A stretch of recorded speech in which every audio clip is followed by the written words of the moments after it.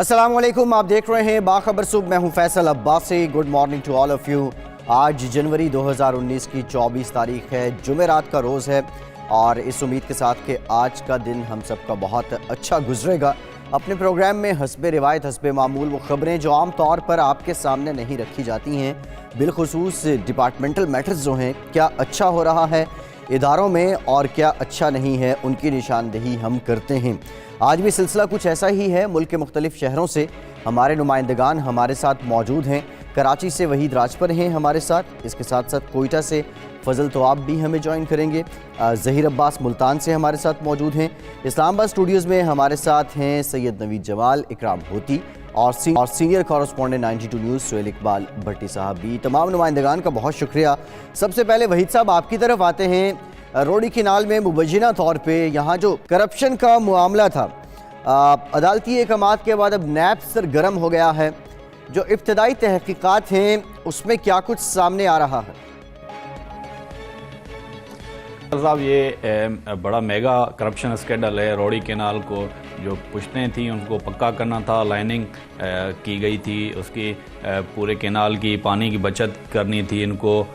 तो ये इसको आउटसाइड बजट जो है रिलीज़ हुई, इसमें करप्शन हुई, काम सही नहीं हुआ। आबादगारों की जानिब से जो है वो नैब को शिकायतें मौसूल हुई। खुद जो है महकमा आबपाशी के से भी नैब को शिकायतें हुई थी कि रोडी कैनाल का जो है काम सही नहीं हुआ है, जिस पर नैब की जानिब से 2015 में ये तहकीकात शुरू की गई थी। इसमें जो है पहले फेज़ में जो है शिकायत आई, उसको जो है इंक्वायरी में कन्वर्ट किया गया। अभी जो है तहकीकात में उसको कन्वर्ट किया गया है।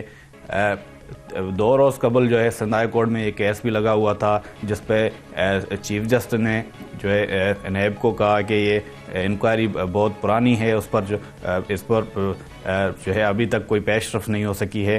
तो इसके अदालती अहकामात के बाद जो है नैब की जानिब से इस तहकीकात में जो है वो सरगर्मियाँ तेज़ कर दी गई हैं। नैब के तफ्तीशी अफसरान की जानिब से ये 7 अरब रुपए का जो है मेगा करप्शन स्कैंडल है, जिसकी तहकीकात गुज़श्ता जो है 3 साल से ज़ायद अरसा गुजरने के बावजूद भी जो है यह तहकीकात मुकम्मल नहीं हो सकी है। तो नैब की जानिब से इस अहम जो मेगा करप्शन स्कैंडल है, इसकी GPR जो है टेस्ट, इसकी जो स्ट्रक्चर बनाए गए हैं या जो कंक्रीट इसमें डाला गया है, तो इसके पेशावर की जो इंजीनियरिंग यूनिवर्सिटी है उसकी जो है चेयरमैन जियोलॉजिकल की सरबराही में ये टेस्ट करवाया गया कि इसमें काम कितना सही हुआ है, क्या गफलत की गई है, जो शिकायतें हैं वो दुरुस्त हैं क्या है। तो नैब की जानिब से जो हमें ज़राए बता रहे हैं कि तस्दीक हुई है जो शिकायतें में मौसूल हुई थी कि वाकई ही जो रोडी कैनाल में जो है काम में जो लाइनिंग की गई उसमें करप्शन हुई है। तो ये सबसे बड़ा सिंध का जो है वो बड़ा मेगा स्कैंडल है। तो इसकी जो लाइनिंग हुई है, एक नारा कैनाल है, दूसरे नंबर पे बड़ा कैनाल जो है सिंध का रोडी कैनाल है, जिस पर ये ज़मीनें आबाद होती हैं। तो इसी में ही जो है वो पानी की बचत के लिए जो आबादगारों की शिकायतें थी कि हमें जो टहल के जो इलाके हैं वहाँ पर पानी नहीं पहुँचता, इस वजह से जो है सिंध हुकूमत की जानिब से ये रोडी कैनाल को पक्का करने के लिए जो है टहल के आबादगारों की जो शिकायतें थी कि इस पर जो है वो कोई उनका अजाला किया जा सके, लेकिन ये काम भी जो है करप्शन की नज़र हो गया। तो हमें ज़राए जो बता रहे हैं कि नैब की जानिब से जो ये तहकीकात रोडी कैनाल की जो की जा रही है, तो रोडी कैनाल की जो लाइनिंग हुई थी एक हाउसिंग स्कीम को जो है वो फ़ायदा पहुंचाने के लिए, ये नवाब शाह में एक बड़ी हाउसिंग स्कीम, बड़ा बिल्डर है, उसने जो है वो हाउसिंग स्कीम शुरू की थी। उसको फ़ायदा पहुंचाने के लिए सिम्स से जो है उसको बचाने के लिए ये रोडी कैनाल को जो है पक्का किया गया था। तो ये अभी ज़राए जो हमें बता रहे हैं नैब के कि इसमें तस्दीक हुई है कि करप्शन हुई है। जी अच्छा, वही ये बताइएगा कि हम देखते हैं कि जो टेल के ऊपर काश्तकार थे, जो उनका असल मसला था वो फिर भी हल नहीं हुआ, 7 रुपए खर्च हो गए।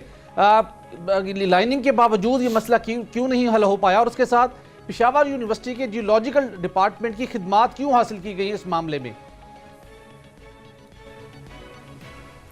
देखें जी, भट्टी साहब, इसमें इनको टेस्ट करवाने थे, सबूत चाहिए थे, तो इस वजह से जो है नैब के जो हमें ज़राए बता रहे हैं कि तफ्तीश अफसर की जानिब से ये GPR टेस्ट लाजमी करार दिया गया था, क्योंकि शवायद के तौर पर इसमें जैसे साबित हो सके काम सही हुआ है नहीं हुआ है। नैब की तहकीकात को मुतासर करने के लिए इन्होंने नैब की जानिब से रोड़ी कैनाल को 2 माह के लिए बंद करने की सिफारिश की गई थी कि तहकीकात जैसे लाइनिंग की गई है उसको बेहतर किया जा सके, तहकीकात सही तरीके से की जा सके। लेकिन इन्होंने महकमा आबपाशी की जानिब से, क्योंकि स्पेशल सेक्रेटरी सतह के अफसरान भी जो है इसमें इन्वॉल्व हैं, गिरफ्तारियाँ में हुई थी, तो कहने का मकसद है कि इन्होंने पानी उसमें छोड़ दिया ये जवाब बना कर के फसल मुतासर होगी क्योंकि पानी हम बंद करेंगे। तो इसी वजह से अरसा बहुत गुजर गया है। तो ये ज़राए जो हमें बता रहे हैं कि GPR जो टेस्ट थी वो लाजमी थी, वो पेशावर यूनिवर्सिटी जो उसकी जो है वो सबसे मयार जो अच्छा है, इसी वजह से जो है नैब की जानिब से ये तजवीज़ किया गया कि पेशावर टेक इंजीनियरिंग यूनिवर्सिटी जो है उसकी जियोलॉजिकल शोबे से ये GPR टेस्ट करवाया जा सके, ताकि हमें शवायद के तौर पर अगर रेफरेंस दाखिल करें तो ये पेश किया जा सके। अच्छा वहीद, कब तक तहकीकात मुकम्मल होने के बाद रेफरेंस दायर होने का इम्कान है? बड़ी आप देखें 3 साल से ज़ायद का अरसा हो चुका है, ये तहकीकात अभी तक चल रही है, तो मंतकी अंजाम तक अभी तक नहीं पहुंच सकी है। तो ज़राए का यही कहना है कि अभी जो अदालत में ये सिंध हाई कोर्ट में मामला चल रहा है, तो वहाँ से भी जो है अदालती प्रेशर भी ज़्यादा है। इसी वजह से जो नैब ज़राए हमें बता रहे हैं कि इसी साल जो है ये इस तहकीकात को जो है मंतकी अंजाम तक पहुँचाया जाएगा, क्योंकि ये मेगा स्कैंडल है। महकमा आबपाशी सिंध जो है वो नैब के साथ तावन नहीं कर रहा। कई मरतबा कहा गया कि कैनाल को जो है बंद किया जाए ताकि हम टेस्ट करवा सकें। तो शवायद जो है इस तहकीकात इस साल जो अंदाज़ा है या हमें जो ज़राए बता रहे हैं कि इसी साल जो है कंप्लीट हो जाएगी। ठीक, वहीद राजपुर आपने बताया रोड़ी के लाइनिंग में करप्शन का मामला है, अब नैब इसकी तहकीकात कर रहा है, देखते हैं कब तक कोई रेफरेंस सामने आ जाता है।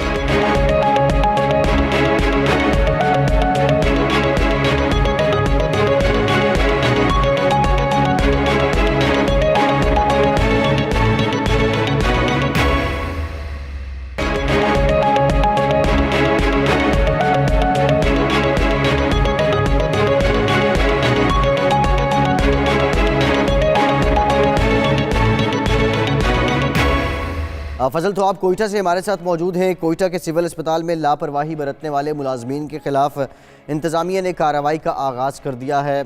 फजल, कुछ खबरें ऐसी थीं कि जो दीगर BHUs हैं उनमें भी कार्रवाई की गई है, तो अब क्या महकमा सेहत बलूचिस्तान मुकम्मल तौर पर इस मामले को लेके बैठ गया है कि जो लोग काम नहीं कर रहे उनको नहीं छोड़ा जाएगा? जी बिल्कुल, तंग आमद बदंग आमद। और अब जो है महकमा सेहत की जानिब से एक क्रैकडाउन जो है वो शुरू कर दिया गया है। सिविल अस्पताल जो है वो कोयटा के दारुल-हुकूमत में शहर के बीचों बीच वाक़या है, और सुबह बर से और ख़ुसूसन जो हमसाया ममालिक है अफगानिस्तान और ईरान, यहाँ से भी जो है बड़ी तादाद में इस सिविल अस्पताल में मरीज आते हैं।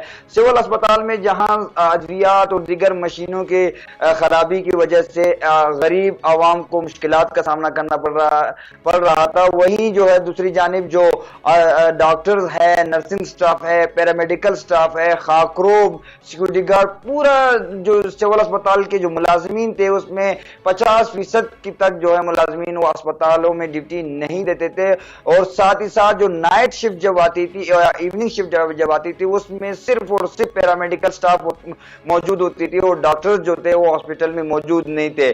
तो सबसे पहले इन डॉक्टर्स, इन पैरामेडिकल स्टाफ के खिलाफ पहले इनको शौकाज नोटिस जारी किए, मगर वो फिर भी ड्यूटियों पर हाजिर नहीं हुए, और वो माजी की जो तरह जो उनके यूनियंस है उनकी धमकी देते रहे। और साथ ही साथ इन डॉक्टर्स, इन पैरामेडिकल स्टाफ और नर्सिंग स्टाफ को प्राइवेट जो निजी मेडिकल स्टोर है, क्लिनिक्स है, हॉस्पिटल्स हैं, वहां पर ये डॉक्टर्स बाकायदा ड्यूटियों पर आते हैं, वहां पर ड्यूटियां सर अंजाम देते हैं, मगर सिविल अस्पताल जो सरकारी सिविल अस्पताल है वहां पर ये ड्यूटी देने से कासिर थे। तो अब जो है जो सिविल अस्पताल के MS है डॉक्टर मोहम्मद सलीम अबड़ो की जानिब से कार्रवाइयों का बाकायदा जो है वो आगाज कर दिया है। और गुज़िश्ता रोज से जो है तकरीबन जो गायनी वार्ड है और वहां की जो हालात इंतहाई नागुफ्तबी थी, और वज़ीर आला बलूचिस्तान ने भी इसका नोटिस लिया था, और वहां से तकरीबन 12 के करीब जो है लेडी डॉक्टर, जो जिनमें सीनियर लेडी डॉक्टर्स भी जो है मौजूद है, उनको बरतरफ कर दिया है, बर्खास्त कर दिया है नौकरियों से, और 2 कंसल्टेंट भी शामिल है।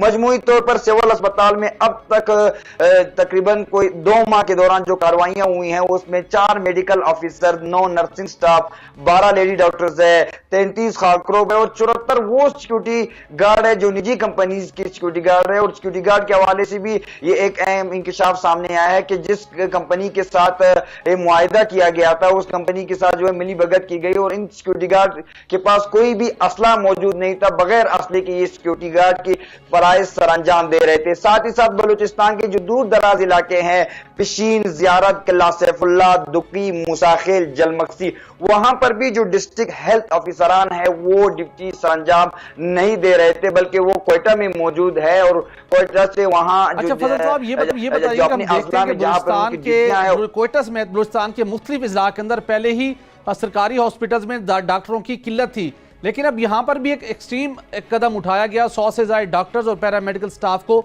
बरतरफ कर दिया गया।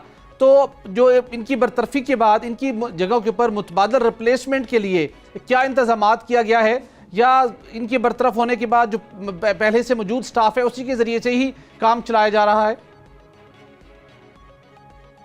देखिए, जो बलूचिस्तान के दूर दराज इलाके हैं जहां पर DHQ हॉस्पिटल जो है, डिस्ट्रिक्ट हेल्थ क्वार्टर जो हॉस्पिटल्स है, वहां पर DHO के जो थे मेडिकल ऑफिसर की जगह जो है डिप्टी DHO और दीगर जो ऑफिसरान हैं उनको ड्यूटियां सरअंजाम देने की हिदायत कर दी गई है। ताहम क्वेटा में जो सिविल हॉस्पिटल और बोला मेडिकल कॉम्प्लेक्स हॉस्पिटल्स के लिए जब से कार्रवाइयों का सिलसिला शुरू हुआ है, उसी दिन से महकमे सेहत की जानिब से जो है वो कॉन्ट्रैक्ट बुनियाद पर जो है डॉक्टर्स, नर्सिंग स्टाफ और दीगर स्टाफ को भर्ती करने का सिलसिला शुरू हो चुका है। अब तक 70 से ज्यादा ऐसे डॉक्टर्स हैं, नर्सेज हैं और मेडिकल स्टाफ है जिन्हें जो है कॉन्ट्रैक्ट बुनियाद पर भर्ती किया जा रहा है। यही हुकूमत की जानिब से कहा जा रहा है कि जो मुलाजमीन, जो डॉक्टर जो है वो ड्यूटी सरअंजाम नहीं देंगे उनको बर्खास्त कर दिया जाएगा, उन्हें जो है बरतरफ कर दिया जाएगा, और उनके मुतबादिल जो है कॉन्ट्रैक्ट बुनियाद पर जो है मुलाजमीन को भर्ती करने का सिलसिला शुरू हो चुका है, जो और भी जारी रहेगा, आगे भी जारी रहेगा। जैसे कि अब जो है जो गायनी वार्ड है सिविल हॉस्पिटल का, यहाँ पर तकरीबन दिन में कोई 2000 से ज्यादा मरीज जो है वो इस गायनी वार्ड में आते हैं, और वहां पर जो लेडी डॉक्टर्स है, लेडी जो सर्जन है डॉक्टर्स हैं वो मौजूद नहीं होते हैं। वाकयात भी रूनुमा हो चुके थे। और यहाँ पे मैं एक अहम बात आपको ये भी बताऊं कि वज़ीर आला बलूचिस्तान की हैलिया जो थी वो भी सिविल अस्पताल के गायनी वार्ड का दौरा उन्होंने किया, और वहां पे जब सूरत हाल देखी, और तो वहां पर सिर्फ और सिर्फ जो आया होती है जो वो, उसके अलावा जो है कोई भी जो नर्सिंग स्टाफ था या जो डॉक्टर का अमला था मौजूद नहीं था। तो अब कॉन्ट्रैक्ट बेसिस पर जो है भर्तियों का सिलसिला शुरू हो गया है। और ठीक फजल थे, आप देखते हैं और उम्मीद भी करते हैं कि इस तरह की कार्रवाइयाँ, इस तरह के इक़दामात जो अस्पतालों में बद इंतज़ामिया हैं उनको दूर कर सकें और बलूचिस्तान के लोगों को सेहत की बेहतर सहूलियात मिल सकें। ज़हीर अब्बास मुल्तान से हमारे साथ मौजूद हैं। ज़हीर, आपकी खबर है पब्लिक हेल्थ इंजीनियरिंग में मेगा करप्शन के एक और स्कैंडल सामने आ गया है। वो ठेकेदार जिन्होंने गारंटी मनी के तौर पे, ज़र ज़मानत के तौर पे पैसे जमा करवाए, आप बता रहे हैं वो कौमी ख़जाने में, सरकारी ख़जाने में जमा नहीं करवाए गए। वो पैसे किसने इस्तेमाल किए, कितना हजम बनता है इन पैसों का, कितनी मालियत बनती है और उससे कितने फ़ायदे उठाए गए?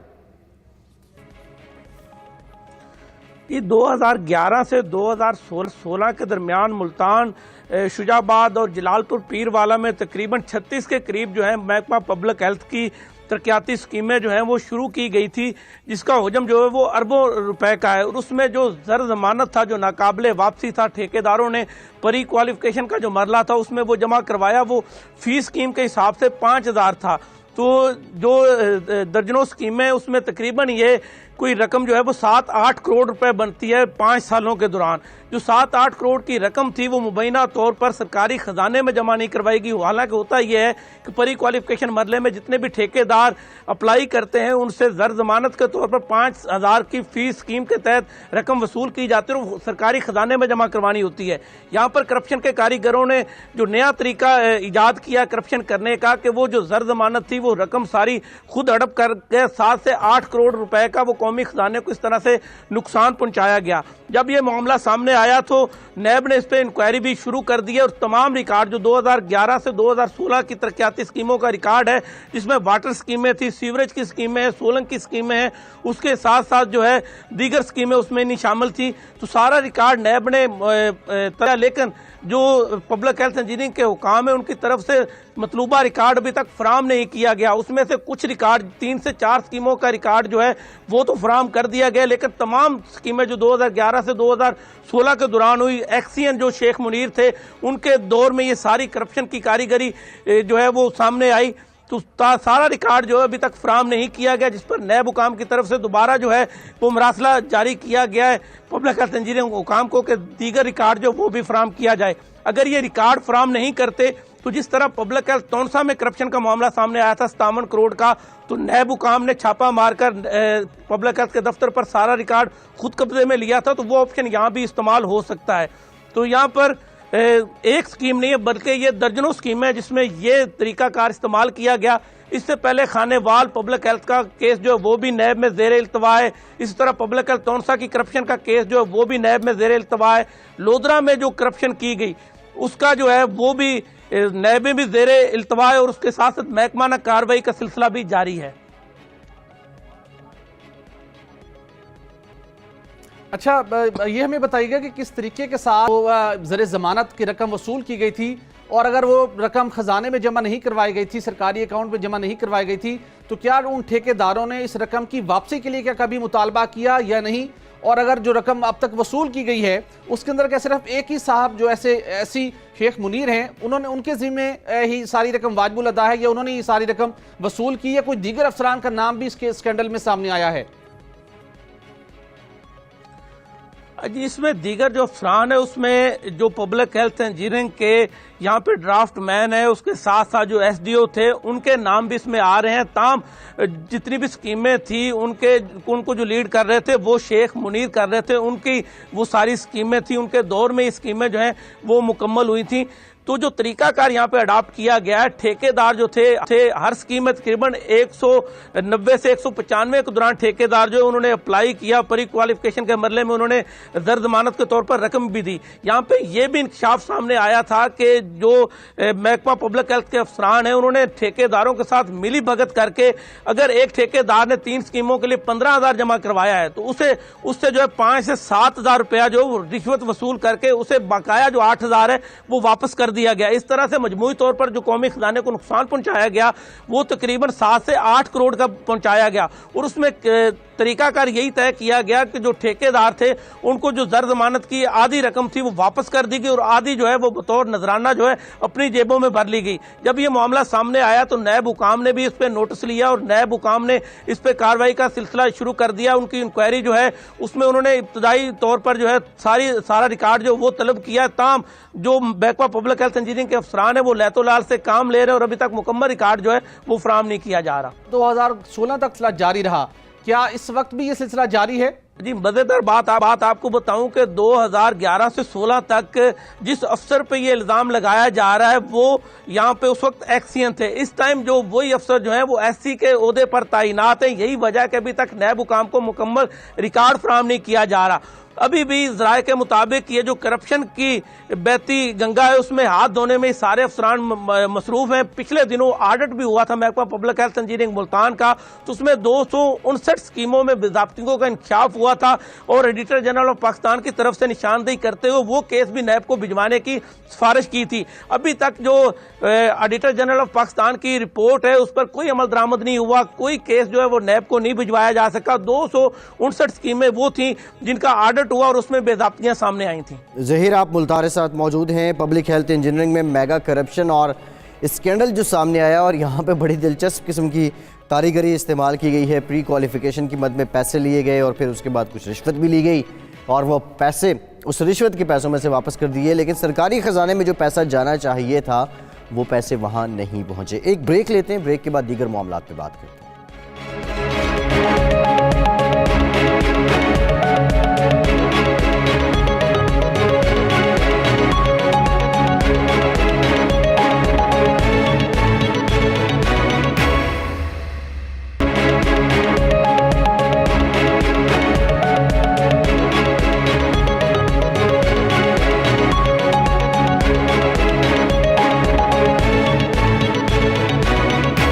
ब्रेक के बाद एक बार फिर से आपको खुशामदीद कहेंगे। इस्लामाबाद स्टूडियोज़ में सैयद नवीद जमाल साहब हमारे साथ मौजूद हैं। नवीद जमाल साहब, आपकी खबर है पाकिस्तान रेलवेज़ की 1 खरब से ज़ायद मालियत की 4000 एकड़ से ज़ायद ज़मीन है जिस पर कब्ज़ा है। पहले तो ये बता दें, एक बहस ये भी थी कि रेलवेज़ को खुद नहीं मालूम कि उनकी कितनी ज़मीन अपनी है और कितनी ज़मीन उनके पास है, कितनी पे कब्ज़ा है। और ये जो आप मालियत बता रहे हैं, इसको वागुजार करवाने के लिए भी कोई पॉलिसी सामने आई है? लेकिन जी, जिस तरह हमारे पास रेलवे का जो अराजी पे कब्ज़े के हवाले से जो रिकॉर्ड सामने आया है, उसके मुताबिक जो है ना वो कोई 1 खरब रुपए मालियत के जो है ना वो 4000 से ज़ायद जो है ना वो एकड़ अराजी पाकिस्तान रेलवे के जो मुल्क भर में जो 8 डिवीज़न है, जिसमें पेशावर है, लाहौर है, इस्लामाबाद, रावलपिंडी है, मुल्तान, सक्खर, इस तरह क्वेटा और कराची है। तो इन सारे डिवीज़न में कुल जो है ना वो 4000 से ज़ायद एकड़ अराजी जो है ना वो ज़ेर कब्ज़ा है। और उसमें हम बताया गया है कि जी ये कब्ज़ा जो है ना ये गैर सियासी और गैर सियासी अफराद की तरफ से किया गया है। इसमें जो है ना वो मुख्तलिफ जो हमारे सरकारी और गैर सरकारी इदारे हैं उनकी तरफ से भी कब्ज़ा किया गया है। और जो हमारे पास जो रिपोर्ट सामने आई उसमें दफाई इदारे भी शामिल हैं। मैं आपको बताता चलूँ कि 5 सालों में जो ना ये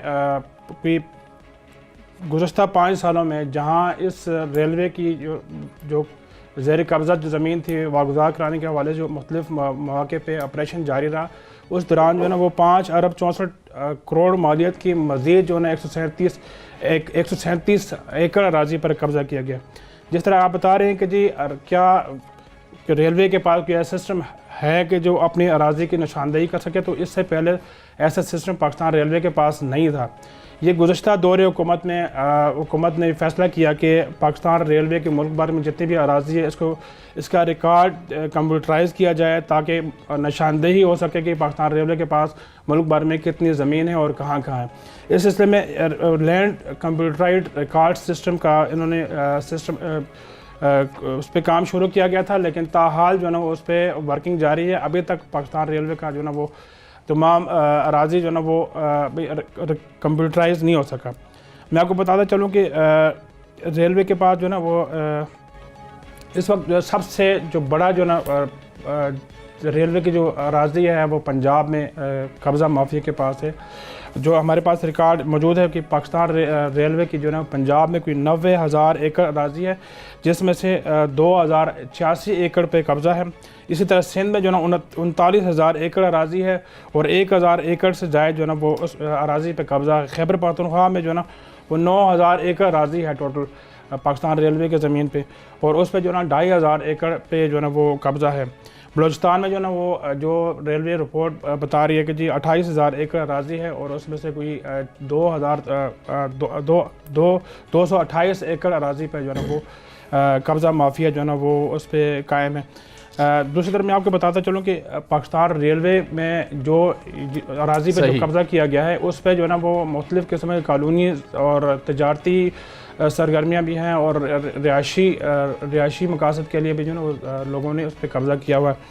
अच्छा, इसमें मैं आपको बताता चलूँ कि रेलवे को जो है ना वो इस सिलसिले में मुश्किलात का सामना इसलिए है कि पाकिस्तान रेलवे के पास माजी में एक डायरेक्टरेट था विजिलेंस, जिसका काम यही था कि रेलवे के अंदर जो भी बेज़ाब्ती होनी थी उसकी निशानदेही करना था।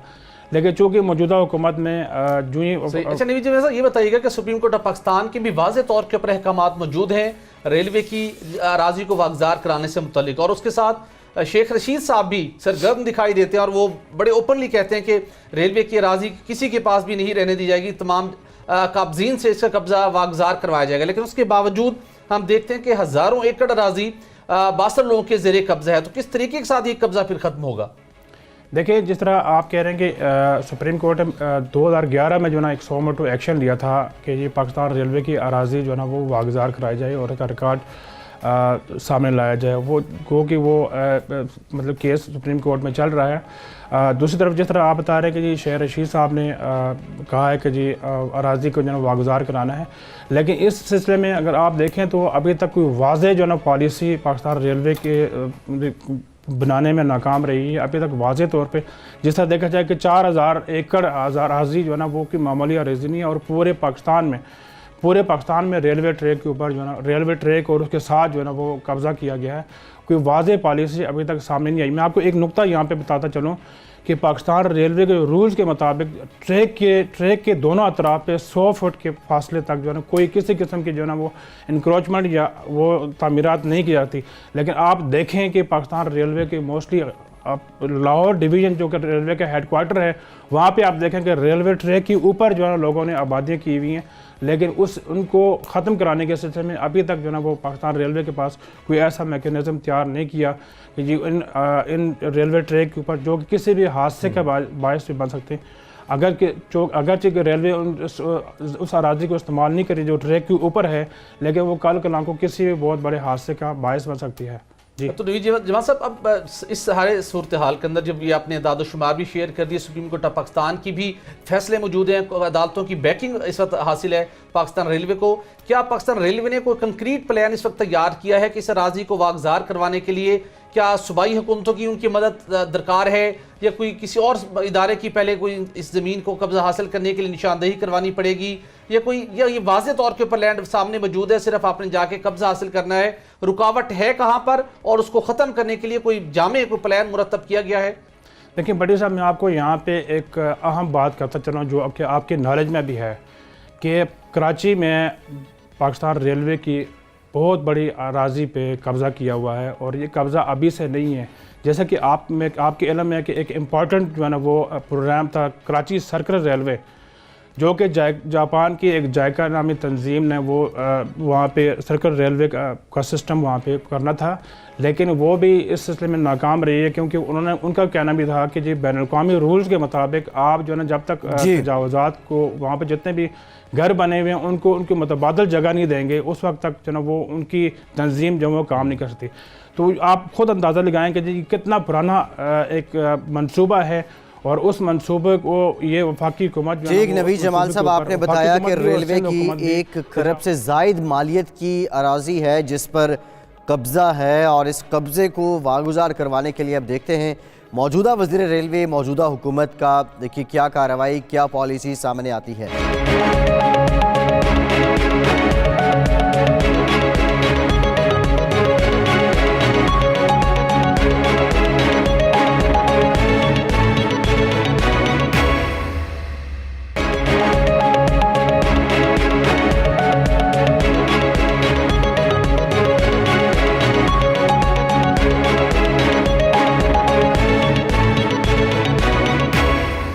भट्टी साहब, आपकी तरफ आते हैं। वज़ीर आज़म पाकिस्तान ने दौरा क़तर किया। इस मौके पर वज़ीर पेट्रोलियम और chairman energy task force Nadeem Babar sahab भी उनके हमरा थे। पिछले दौरे हुकूमत में जो LNG मुआहदे हुए उनकी रीनिगोशिएशन की बातें तो बहुत होती रहीं, लेकिन क्या नदीम बाबर साहब एंड कंपनी कामयाब हो सके, कतर को इस बात पे राज़ी कर सके कि कुछ कीमतों में रियायत मिल जाए, डेफर पेमेंट पे कुछ LNG मुयस्सर हो जाए? फैसल, आपको याद होगा कि अपने प्रोग्राम में हमने ये मामला टेकअप किया था कि पाकिस्तान तहरीक इंसाफ की हुकूमत जो कतर के साथ LNG खरीदारी के मुआहदे की सबसे बड़ी नाकिद रही है माजी के अंदर, और ये कौम से वादा भी किया गया था कि जब इक़्तिदार में आएंगे तो इस पूरे मुआहदे की छानबीन करेंगे, चूँकि महंगे दाम के ऊपर ये मुआहदा किया गया है। उसके बाद इसी सिलसिले के अंदर पेट्रोलियम डिवीज़न के अंदर कतर के साथ किए गए मुआहदे की छानबीन की गई, और अपने प्रोग्राम में हमने ये खबर अपने नाज़रीन के साथ शेयर की थी कि इस मुआहदे के मुताबिक जो कि कतर से LNG खरीदारी का 15 साला मुआहदा है, इसके अंदर जो कीमत की ऊपर नज़रसानी का मामला है वो 10 साल से कबल आप ये लीगली आप बाउंड है कि 10 साल से कबल आप कीमत में कमी का मुतालबा नहीं कर सकते। दूसरा बड़ा मामला था कि क्या कॉन्ट्रैक्ट को ख़त्म किया जा सकता है, तो ये भी हमने बताया था कि जो पेट्रोलियम डिवीज़न के एक्सपर्ट्स ने वज़ीर पेट्रोलियम सरवर खान साहब की हिदायत के ऊपर जिन्होंने सारे कॉन्ट्रैक्ट को रिव्यू किया था, छानबीन की थी, तो ये भी उन्होंने बताया था कि इस कॉन्ट्रैक्ट को ख़त्म करना यूनिलैटरली मुमकिन नहीं है। London court of international arbitration में मामला जाएगा और पाकिस्तान को भारी नुकसान का सामना करना पड़ सकता है। अब तो ये दो बातें वाज़ेह हो गई थी कि कोई लीगली प्रोविजन मौजूद नहीं है, लेकिन उसके बावजूद प्राइम मिनिस्टर की एनर्जी टीम, स्पेशली अगर हम बात करें पेट्रोलियम डिवीज़न के वफाकी वज़ीर सरवर खान साहब, और उसके साथ साथ इस वक्त जो एनर्जी सेक्टर के अंदर जो बहुत से मामलात के अंदर कलीदी किरदार अदा कर रहे हैं chairman energy task force Nadeem Babar sahab, इन सब लोगों ने, और उसके साथ साथ उमर अयूब साहब की भी मुख्तलिफ मौक़ों के ऊपर उनकी मावनत उन्हें हासिल रही। उन्होंने इस सारे मामले का जायज़ा लिया और हुकूमत दो बातों पर कन्विंस थी कि इस कतर के साथ LNG के कॉन्ट्रैक्ट को कंटिन्यू करना है, लेकिन लाजिम है जो कतर के साथ महंगे दाम के ऊपर, यानी कि खाम तेल की कीमत के इक्वलेंट 13.37% का जो कीमत का फार्मूला है, ये ज़्यादा है, ये हायर साइड के ऊपर है। चूँकि इस वक्त हम देखते हैं कि PLL कंपनी जो निजी कंपनियों से, जो कि ट्रेडर्स हैं, जो कि प्रोड्यूसर और सप्लायर नहीं है बड़े, वो कतर के मुकाबले में प्राइवेट डील के अंदर कहीं सस्ते दाम के ऊपर LNG फराहम कर रहे हैं। तो एक ये क्वेश्चन मौजूद था कि कतर को कन्विंस कर लिया जाएगा किसी न किसी तरीके के साथ, क्योंकि बैनुल हुकूमती बुनियादों के ऊपर ये कॉन्ट्रैक्ट किया गया है, और उसके बाद हुकूमत अवाम के सामने एक बड़ा पॉइंट स्कोर भी कर सकेगी कि हमने एक बड़ा रिलीफ लिया है, जिससे ज़र मुबादला के ज़खायर को भी कुछ सहूलत मिलेगी और कौमी ख़जाने को भी फ़ायदा होगा और आवाम को भी फ़ायदा होगा और सस्ती तवानाई पैदा होगी।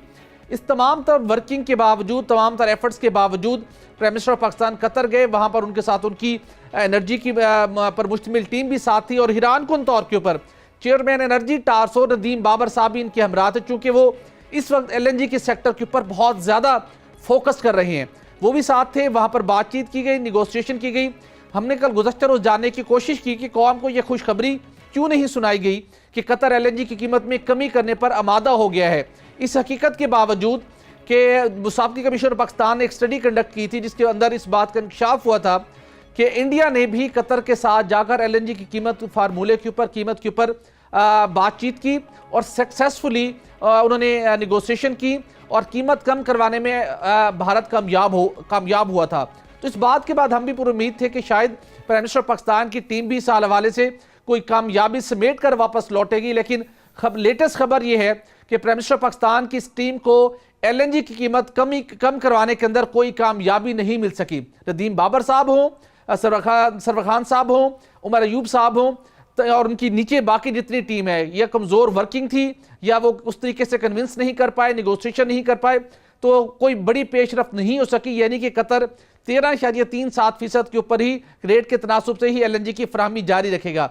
दूसरा बड़ी कोशिश की गई थी कि कतर को कन्विंस किया जाए कि चूंकि ज़र मुबादला के ज़खायर के ऊपर बहुत ज़्यादा दबाव है, अगर कतर LNG की कीमत में कमी नहीं करता तो कम से कम डेफर्ड पेमेंट के ऊपर पाकिस्तान को LNG मिल जाए। इस मामले के ऊपर भी फौरी तौर के ऊपर कामयाबी नहीं मिल सकी और इस हवाले से भी नाकामी का सामना करना पड़ा है।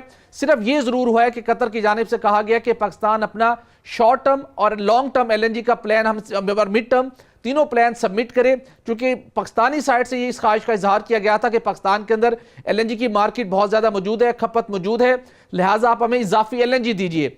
तो उस हवाले से प्लान ज़रूर मांगा गया है, लेकिन कीमत कम करवाने के हवाले से और डेफर्ड पेमेंट के ऊपर LNG की फराहमी के हवाले से कतर ने कोई कमिटमेंट नहीं की। इसके बावजूद कि भारत ने इंतहाई कामयाबी से कतर के साथ LNG की कीमत में कमी करवाने के ऊपर भारत कामयाब हो चुका है। दूसरी जानिब हम देखते हैं जो नदीम बाबर साहब का एक हैरानकुन तौर के ऊपर और एक उनका रोल सामने आया है। उन्हें अगस्त में गुज़श्ता साल चेयरमैन एनर्जी टास्क फोर्स बनाया गया था, जिसका ऑब्जेक्टिव ये था कि गर्शी कर्जों का खात्मा, तवानाई सेक्टर के अंदर लीकेजेस और इसको खसारे से निकालने के लिए ये टास्क फोर्स अपनी सिफारिशात तैयार करे ताकि वफाकी हुकूमत पॉलिसी मुरतब कर सके। लेकिन हैरानकुन तौर के ऊपर ताहाल नदीम बाबर साहब जो उन्होंने सिफारिशात तैयार करवानी थी वो तो सामने नहीं आ सकी, लेकिन उनका इंटरेस्ट LNG सेक्टर के अंदर इस हद तक वसी हो चुका है कि लगता यह है कि अब वो चेयरमैन एनर्जी टास्क फोर्स की बजाय एक एडवाइजर के तौर के ऊपर अपनी खिदमात फराहम कर रहे हैं।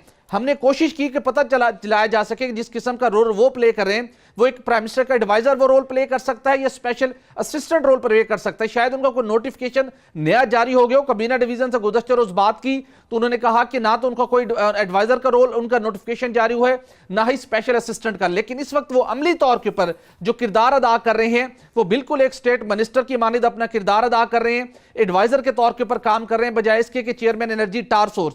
और उसके साथ एलएनजी के सेक्टर के अंदर बहुत सी कंपनियों को शिकायत हो रही हैं। वो बड़ी कंपनियां जो एलएनजी की टर्मिनल में और एलएनजी की सप्लाई के अंदर इन्वेस्टमेंट करने पर तैयार थी, उनकी जानिब से ये शिकायत मसूल आ रही है कि प्राइम मिनिस्टर की टीम के अंदर मौजूद एक अहम शख्सियत जो इस वक्त बहुत ज्यादा इंफ्लुएंस रखती है, जब भी उनके साथ मीटिंग्स हुई, जब भी उनके साथ कोई बात की गई, तो वो ये आगे से सवाल करते हैं तमाम तरह डिस्कशंस के बाद, मीटिंग के बाद, कि बताइए कि इस फ्यूचर के सारे बड़े प्रोजेक्ट के अंदर मेरा रोल क्या होगा।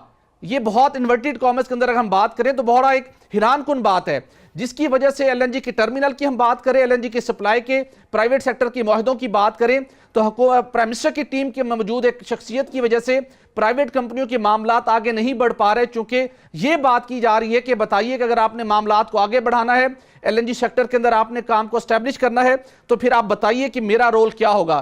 तो ये इस किस्म के मसाइल सामने आ रहे हैं, जिसके नतीजे में वफाकी हुकूमत सस्ते दाम के ऊपर एलएनजी की मार्केट के अंदर फराहमी को यकीनी बनाने के अंदर नाकाम होती दिखाई दे रही है। जी फैसल। ठीक, भट्टी साहब आपने बताया इससे मुतालिक। होती साहब आपकी तरफ आते हैं।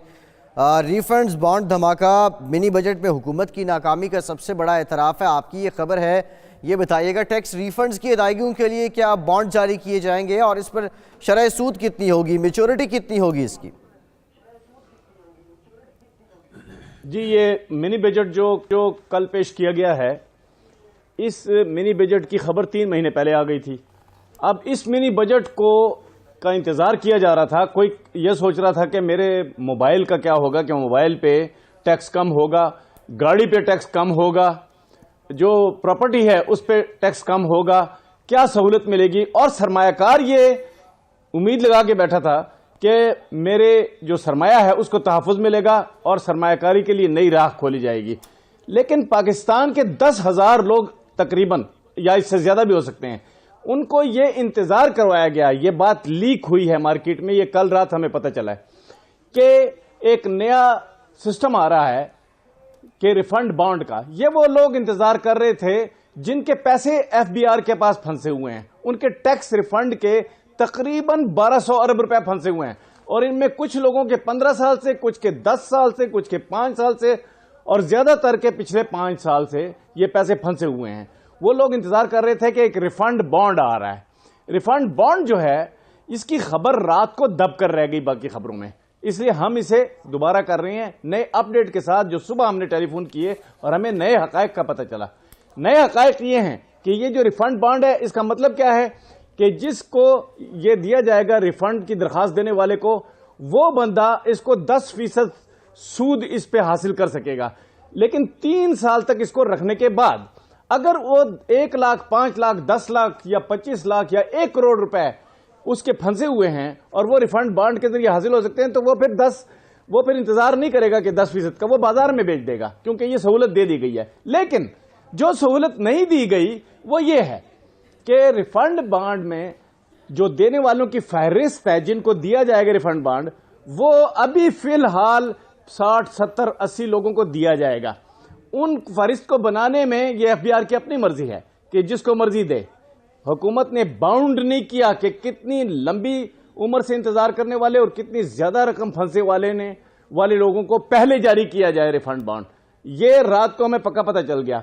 तो जिन लोगों को ये उम्मीद नहीं है कि उनको मिलेगा, वो हमें टेलीफोन करते रहे और हमें बताते रहे कि एफबीआर के लोगों से हमने राब्ते कायम किए हैं। वो लोग कह रहे हैं कि कोई ऐसा कानून नहीं है कि एफबीआर में कोई शराइत रखी जाएं कि जो सबसे पहले मुस्तहिक हैं इस बॉन्ड के, वो हैं जिनके ज्यादा पैसे फंसे हुए हैं, ज्यादा मुद्दत से फंसे हुए हैं। लिहाजा ये जो रिफंड बॉन्ड अब दिया गया है, इसको मैं एक धमाका ही कह रहा हूं। उसकी वजह क्या है कि अब इससे नए स्कैंडल उभरेंगे। ये स्कैंडल क्या उभरेंगे? वो ये होंगे कि 50-60 दरख्वास्तगुजारों की फहरिस्त जो बन जाएगी और उनको जो मिल जाएंगे, तो मार्केट में तो खबर पहुंच जाएगी कि भाई ये 50-60 लोग ले गए।